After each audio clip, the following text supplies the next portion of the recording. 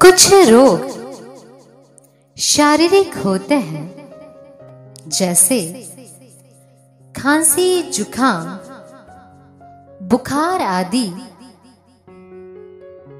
और कुछ मानसिक रोग होते हैं, जैसे काम, क्रोध, लोभ, ईर्ष्या, द्वेष, अभिमान आदि।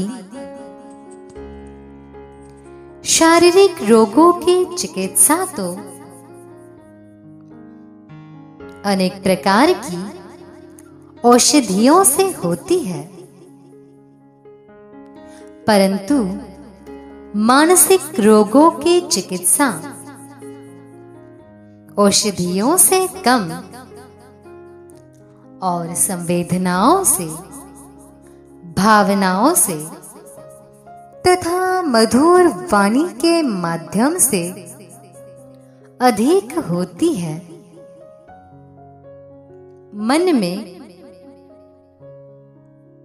काम, क्रोध, लोभ, ईर्ष्या, द्वेष, अभिमान आदि अनेक रोग रहते हैं। जब कोई व्यक्ति इन रोगों से पीड़ित होता है, तब उसे कुछ संवेदनापूर्ण सहानुभूति और मीठे शब्दों की आवश्यकता होती है।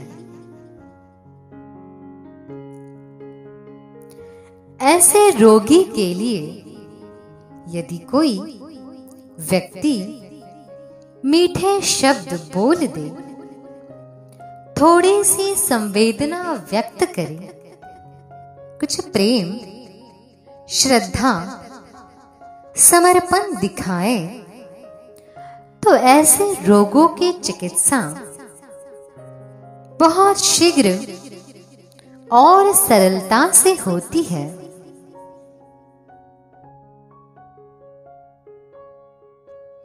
कुछ लोग स्वभाव के इतने मीठे होते हैं कि उनके अंदर नम्रता और सभ्यता कूट कूट कर भरी होती है। वे जिससे भी मिलते हैं, बात करते हैं, उनके मुंह से फूल झड़ते हैं। वे उन्हें प्रसन्न कर देते हैं। उनके हृदय में शुद्ध भावनाएं होती है। वाणी में मधुरता और हृदय में सबके हित की कामनाएं होती है।